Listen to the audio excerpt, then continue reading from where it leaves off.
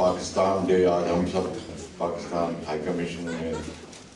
اس موسم کے باوجود برف باہر پڑ رہی ہے، ہم لوگ منا رہے ہیں اس جوش و جذبے کے ساتھ جس کے توسط سے ہم نے پاکستان حاصل کیا۔ آج کا پاکستان ڈے جو ہے 23 مارچ 1940 میں پاکستان ریزولوشن پاس ہوا اور 7 سال کے قلیل عرصے میں پاکستان شرمندہ تعمیر ہو گیا، جو کہ علامہ اقبال کا خواب تھا، قائد اعظم کا تصور تھا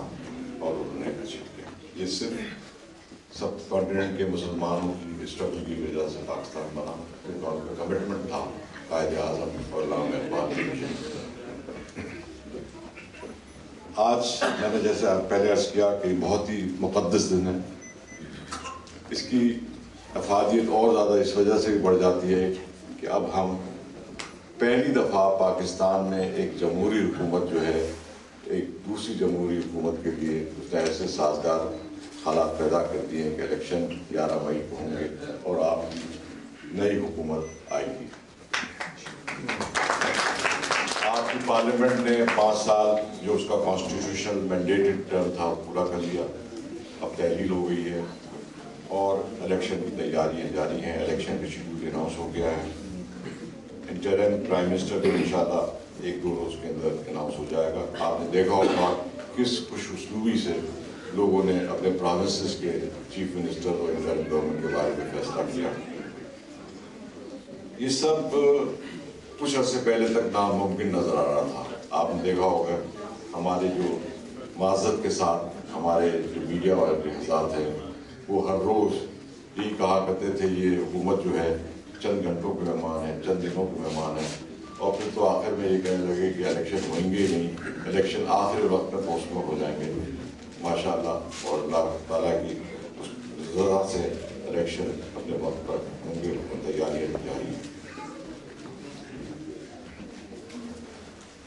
یہ پہلی دفعہ ہوگا پاکستان کی تاریخ میں کہ کوئی الیکٹڈ حکومت ووٹ کے ذریعے ریپلیس کی گئی ہو۔ ہمیشہ اس سے پہلے یہ ہوتا تھا کہ لوگ الیکٹ تو کرتے تھے اپنے مذہب کی حکومت، مگر کچھ ایکسٹرا کانسٹیٹیوشنل فورسز بیچ میں انٹروین کرتے تھے اور ان کی ٹرم پوری ہونے سے پہلے ان کو چلتا کر دیتے تھے۔ مگر یہ آپ کی اور آپ کی قوم کی فتح ہے کہ پہلی دفعہ جمہوری حکومت ایک اور دوسری جمہوری حکومت کو اپنے پاک دور سونپ لیا۔ آپ پتہ ہے یہ جو ہم نے اچیو کیا ہے ڈیموکریٹک رول، یہ کوئی آسان نہیں تھا۔ پوری اپنی 66 سال تاریخ میں ہم اس کے لیے تگ و دو کرتے رہے ہیں، جدوجہد کرتے رہے ہیں، اور بڑی سیکریفائسز دی ہیں، بڑے لوگ قربان ہوئے ہیں، لوگوں کو پھانسیاں بھی لگی ہیں، کوڑے بھی پڑے ہیں، مگر قوم اپنے قائد اعظم کے ویژن پر کوئی کمپرومائز نہیں کیا اور ڈیموکریسی کی جدوجہد جاری رکھی اور آخرکار اس نے اچیو کر لیا۔ قائد اعظم محمد جناح کا ویژن پاکستان کے بارے میں ان کی 11 اگست 1947 کی تقریر میں بنا تھا۔ انہوں نے کہہ دیا تھا کہ میں ایسے پاکستان کا خواہشمند ہوں جس میں اس کے سارے شہری برابر کے پاکستانی ہوں گے، کوئی مذہب کا اس میں تفرقہ نہیں ہوگا، کوئی اور ایسی چیز نہیں آئے گی، پاکستانی پہلے پاکستانی ہوں گے اور آخر میں پاکستان۔ مذہب جو ہے وہ ان کا پسند افیر ہوگا، اس سے ریاست کا کوئی تعلق نہیں ہوگا۔ مگر یہ ہماری بدقسمتی ہے کہ ہم قائد اعظم کے اس جو راستہ دکھایا تھا اس سے بھٹک گئے اور 66 سال تک بھٹکتے رہے، مگر آخرکار ہم نے اپنے مقصود پر پہنچ گئے۔ اور اس کے لیے میں آپ کو بتاؤں کہ چند لیڈروں کا بڑا کنٹریبیوشن، جیسے محترمہ بنیزی بھٹو، شہید ذوالفقار علی بھٹو، ان لوگوں نے بڑی کنٹریبیوشن کی ہے اور ان کی کنٹریبیوشن کی وجہ سے قوم جو ہے اپنے تعین قائد اعظم کے تعین کے کیے ہوئے گول کی طرف آگے گامزن ہوتی رہی ہے۔ اس وقت یہ سب چیزیں جو ہیں میں آپ سے عرض کروں، جن حالات میں آپ کی جمہوری حکومت نے پاکستان کو باغڈور سنبھالی تھی، وہ حالات بہت ہی خطرناک تھے۔ آپ کو یاد ہو رہا ہوگا کہ اخبار میں، یہاں کے اخبار میں یہ خبریں چھپ رہی تھیں کہ طالبان جو ہے اسلام آباد سے 60 میں کی ہے. اس وقت آپ کی منتخب حکومت نے ٹیک اوور کیا اور فوج اور پاکستان کی منتخب حکومت اور عوام نے مل کر وہ طالبان کے خواب کو شرمندہ داغی نہیں ہونے دیا اور ان کو سوات سے جتنی ہماری فوج نے سیکریفائسز دی ہیں, عوام نے سیکریفائسز دی ہیں, ان کو دکھا دیا. پاکستانی یہ جو ہمارا جمہوری سفر ہے جو 5 سال میں ہم نے طے کیا ہے, یہ میں یہاں اتنا کہنا ضروری سمجھتا ہوں, یہ ممکن نہیں تھا کیونکہ آپ کو پتہ ہے کہ ہر وقت میں نے اکثر و بیشتر میرے کان پر جاتے تھے جب میں سنتا تھا ٹیلی ویژن اینکرز کہتے تھے کہ جی جمہوریت فیل ہو گئی ہے اور فوج کیا کر رہی ہے, فوج کیوں نہیں آتے, جنرل کیا نہیں کیا کر رہے ہیں. مگر میں سمجھتا ہوں کہ بڑی ہوش مندی, بڑی فراست کا ثبوت دیا فوج نے اور جنرل کیانی نے اسپیشلی. انہوں نے بحیثیت پاکستان فوج کے سالانہ اعلیٰ ہوتے ہوئے اس کے باوجود جبکہ ٹیمپٹیشن بہت تھی, انہوں نے کسی پر اپنا کان نہیں رکھا اور اپنے جمہوریت کے لیے وہ ایک پلر آف اسٹینڈ بن کر کھڑے ہوئے ساتھ. اور میں سمجھتا ہوں کہ ان کا بھی ایک بڑا کنٹریبیوشن تھا جس کی وجہ سے ہم نے یہ سفر طے کیا. اور آپ نے دیکھی نمائندگی کتنی ہو گئی تھی فوج اور ساری سول انسٹیٹیوشنس میں کہ آج ساری سول انسٹیٹیوشن اور ہماری فوج جو ہے ایک ساتھ ملتی ہیں ایک ہی مقصد کے لیے کہ پاکستان کی بقا کی جائے, پاکستان کو سنوارا جائے, پاکستان کو ایک پروگریسو پراسپرس کنٹری بنایا جائے جس میں عوام اور سب کو وہ چیزیں حاصل ہوں جو ان کو وعدہ کی گئی تھی پاکستان بنانے کا. آپ کو پتہ ہے اس دور میں کچھ دستوری اقدامات ہوئے جو کہ فار ریچنگ کانسیکوینسز کے تھے. اس دستوری اقدامات میں ضرور ذکر کروں گا 18, 19 اور 20ویں امینڈمنٹ کا, جنہوں نے کانسٹیٹیوشن بھی 1973 تھا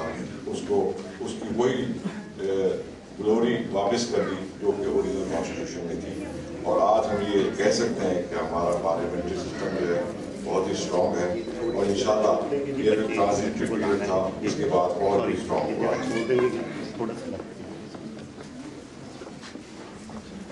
پاکستان اقوام عالم میں نمایاں حیثیت رکھتا ہے, اسٹریٹجک پوزیشن ہے. آپ نے دیکھا ہوگا کس خوش اسلوبی سے ہماری فارن پالیسی کنڈکٹ ہوئی ہے, کس مہنگی سے ہماری فوج اور پوری انسٹیٹیوشنز میں ساری یونانیٹی ہے, یہ کنسنسس رہا ہے ایشوز پر, اور جس کی وجہ سے آج ہم یہ کہہ سکتے ہیں کہ ہم نے سارے اپنے مسائل کو بڑے, یعنی کہ ابھی بہت سارے مسائل ہیں مگر رفتہ رفتہ ہم ان پر اور ان کو قابو پا رہے ہیں. افغانستان کے سلسلے میں ہماری پالیسی جو ہے کہ فوج پاکستان گورنمنٹ اور عوام کی پالیسی ہے کہ افغانستان میں ایک افغان اسپیسیفک سولوشن ہونا چاہیے. اور ہمیشہ سے ہم لوگ یہ کہتے تھے کہ آپ ڈائلاگ کرو طالبان سے, اب ڈائلاگ کسی نہ کسی صورت میں شروع ہو گیا ہے. پاکستان نے پریزیڈنٹ آف پاکستان آصف علی زرداری کو میں بہت بڑا کریڈٹ دوں گا کہ انہوں نے جو ابھی ریسنٹلی جو معاہدے کیے, ایک تو گوادر پورٹ چائنا تحویل میں دیا تاکہ وہ اس کو مینیج کریں, جو کہ سنگاپور کی پورٹ اینڈ شپنگ اتھارٹی کو دے دیا گیا تھا مشرف صاحب کے دور میں, وہ اب پاکستان اور چائنا کوآپریشن سے مینیج ہوگا. اس کے علاوہ ایران کے ساتھ جو گیس پائپ لائن کی ڈیل سائن کی ہے وہ بھی, اس کے بھی فار ریچنگ کانسیکوینسز ہوں گے پاکستان کے لوگوں کی پراسپیرٹی کے لیے, اکنامک ڈیولپمنٹ کے لیے, جس کا ہمیں ابھی اندازہ نہیں ہے, تو 2 سال کے بعد اندازہ ہوگا. یہ بڑے میجر اچیومنٹ ہیں. میں آپ سے یہ بھی کہتا چلوں کہ اس وقت جب پیپلز پارٹی اور یہ کولیشن گورنمنٹ نے جب ٹیک اوور کیا تھا 2008 میں, تو آپ کو یاد ہوگا آگے کی چیزیں بہت خوشگوار ہو گئی تھی, مل نہیں رہا تھا, شارٹ سپلائی اینڈ ڈیمانڈ میں بڑی پیرٹی تھی, جس کی وجہ سے چیف جسٹس نے آرڈر بھی کیا کہ آپ اتنے شیر میں آپ چینی بیچیں گے, اتنے شیر آٹا بیچیں گے, مگر اس قیمت پر دستیاب نہیں تھا. آج 5 سال کے بعد آپ اس پوزیشن میں ہیں کہ ویٹ کو ایکسپورٹ کر رہے ہیں, کارن آپ ایکسپورٹ کر رہے ہیں, آپ رائس بہت بے تحاشا ایکسپورٹ کر رہے ہیں, آپ کاٹن کو ایکسپورٹ کر رہے ہیں, آپ ایگریکلچر پروڈکٹس میں ماشاء اللہ سب رہی ہیں. ٹھیک ہے, بہت ساری چیزوں میں فیلئر بھی ہوئے ہیں مگر آپ 5 سال میں موت سے نہیں ایکسپیکٹ کر سکتے کسی جمہوری حکومت سے جس پہ کنسٹرینٹ بہت زیادہ ہوتی ہے.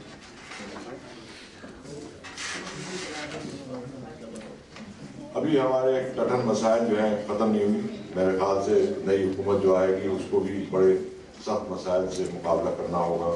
آپ کو پتہ ہے 2014 میں نیٹو فورسز افغانستان سے جائیں گی تو اس کے بعد افغانستان کا جو سارا جو فرنٹ ہے وہ پاکستان میں پڑے گا. اس کے لیے ہماری لیڈرشپ کو تیار ہونا پڑے گا, رہنا پڑے گا کہ اس کو کیسے ہینڈل کرتے ہیں. مگر پاکستان جو ہے وہ بہت ہی کلیئر ہے کہ ہم کمپرومائز نہیں کریں گے, ہم ان کے معاملات میں انٹرفیئر نہیں کریں گے, اور ہم چاہتے ہیں کہ افغان بغیر کسی باہر کی انٹرفیئرنس سے اپنا مستقبل کو تلاش کریں. ایک اور اچیومنٹ آپ کی گورنمنٹ کا یہ تھا کہ ہمیشہ ڈبیٹ ہوتی رہی کہ ہندوستان کے ساتھ تجارت کرنا نہیں چاہیے کہ نہیں کرنا چاہیے. ہمارے چیمبر کے رضی خان صاحب جو کھڑے ہیں, دوسرے لوگ بھی کھڑے ہیں, ان کے کیا خیالات ہوں گے, مگر میرے خیال سے مثبت ہوں گے کہ بڑی ڈبیٹ ہوئی, مگر آخر کار اس حکومت نے اپنی پرائرٹیز رائٹ ڈائریکشن میں ڈالی اور انہوں نے انڈیا سے ٹریڈ شروع کر دی. مگر یہ اپنے محروز سے خاطر رکھتے تھے کہ اس کور ایشوز پر کوئی کمپرومائز نہیں ہوگا. انشاءاللہ ایسے ہی ہوگا. کشمیر کا مسئلہ اپنی جگہ ہے اور وہ یونائٹڈ نیشن کے ریزولوشن کے تحت ہماری کوشش جاری رہے گی, ہماری سپورٹ جاری رہے گی کہ وہ حاصل کریں.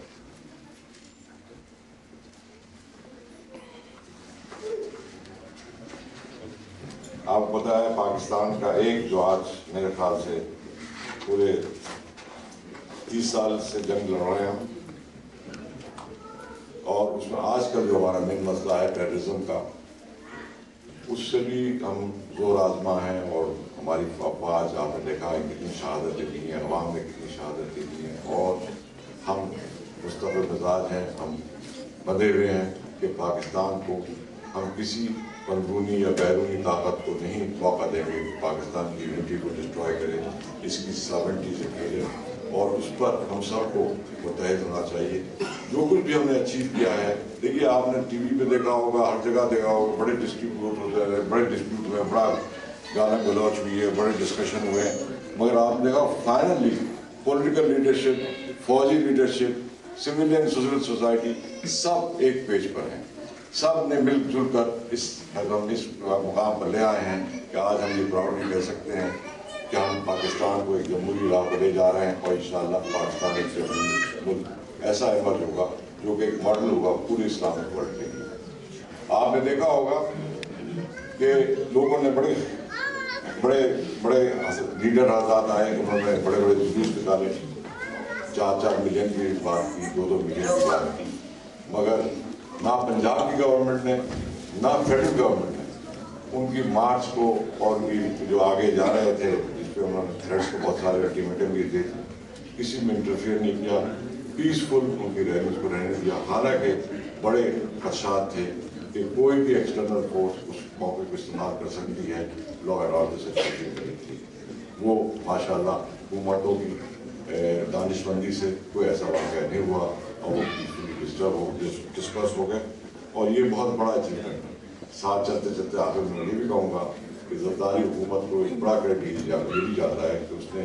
ڈیموکریٹک کلچر کی دعوت کر دی ہے, اور اس کو کھلا ثبوت یہ ہے کہ آج پاکستان میں کوئی سیاسی ریلی نہیں ہے, میڈیا فری ہے, جوڈیشری بالکل انڈیپینڈنٹ, میڈیا فری نہیں ہے بلکہ مادر بدر آزاد فری ہے, اتنا حد تک فری ہے. اور جوڈیشری آپ دیکھا جوڈیشل ایکٹیویزم ہے, چیف جسٹس پوری جوڈیشری اپنا رول کر رہی ہے, ادا کر رہی ہے, اور خوشخصوصی بھی کر رہی ہے, اور ہم سمجھتے ہیں یہی ہمارا ایک بلو پرنٹ ہے جس پر ہمیں آگے بڑھنا چاہیے, اور انشاءاللہ پاکستان ایک پراسپیرس اور ایک بہت ہی مضبوط ملک کے طور پر اللہ چند سالوں میں ایمرج ہوگا. اور اس کے لیے ہم سب ایز پاکستانی, اور آپ اسپیشلی جو کہ رضی خان گئے تھے ڈیول نیشنلٹی کے سلسلے میں پاکستان, پتہ نہیں کیا جیت کے انہوں نے, مگر میں سمجھتا ہوں ڈیول نیشنلٹی کا جو مسئلہ ہے وہ حل کرنا چاہیے. نئے حکومت ہونا چاہیے کہ اس کو لیجسلیٹ کر دیں, کیونکہ پاکستانی جو باہر ہیں ان کا بڑا کنٹریبیوشن پاکستان کو سسٹین کرنے میں ہے.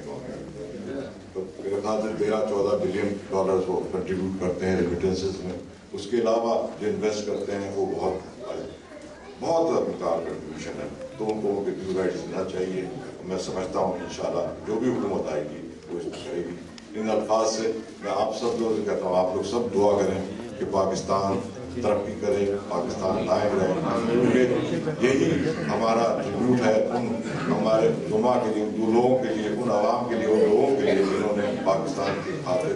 जिंदगी दी, अपनी जायदाद उठाई और हर चीज़ हर सिंह को बनी। और इसको बेस्ट ट्रिब्यूट हमारे ये होगा, पाकिस्तान को हम कायम रखें और पाकिस्तान को तरक्की की राह पर धक्का देते रहें, ताकि हमारी तरक्की जो है, हमारे जो अचीवमेंट है, हमारे गोल जो है वो हासिल हो जाए। शुक्रिया।